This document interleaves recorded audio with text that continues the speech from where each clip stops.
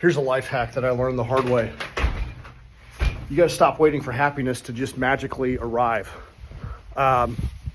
People will say, you know what, I'll be happy when I get the house, when I get the car, when I finally get the relationship, when I get the money, the certain money in my bank account. Does it sound familiar? Well, here's the truth. I'm working with high-performing people, and I've experienced this in my own life, that if that's your mindset, that I'll be happy when, you're never going to be happy. Because what I've learned is that the finish line is constantly moving. You end up like a hamster on a hamster wheel. You get the promotion, and then you want the next one. You get the car, then you want a faster one. You get the house, then you want a bigger one, or you want a lake house. It's like never enough. And that's the trap. Thinking that happiness is somewhere out there tied to something, when the reality is happiness isn't a destination. It's not a destination. And here's the kicker. Most people don't even realize they're missing out on the joy in life right now because they're too busy chasing the next thing. They're chasing that thing that will finally make them happy. And what I learned this from Ed Milet. He has a concept called blissful dissatisfaction. And it means that you can be happy now, and you can also be happy later. And it's okay to be happy now and blissfully dissatisfied with where you're at, seeking the next thing. They're not mutually joined together. People will think that if they start being happy that they're going to lose their drive and motivation, and there's no correlation to that. And so it's okay to be striving for more while enjoying your life now. Being happy now doesn't make you lose your drive. In fact, it'll fuel it. There's no law that states that you can't enjoy the journey while pushing for the next level. So I want you to think about this.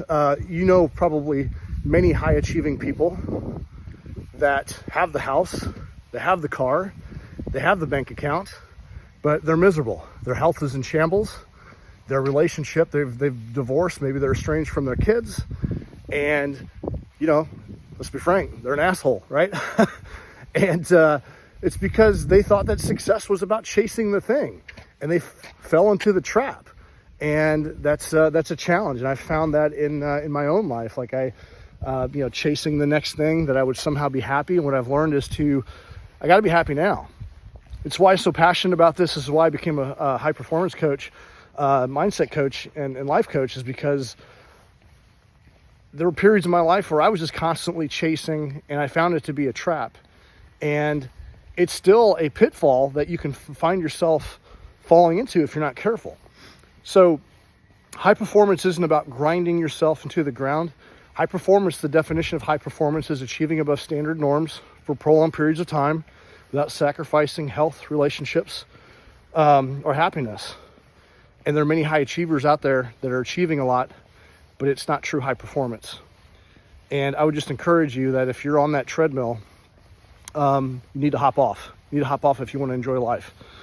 And if you need help with that, I'm here to help you with some tricks and some tools.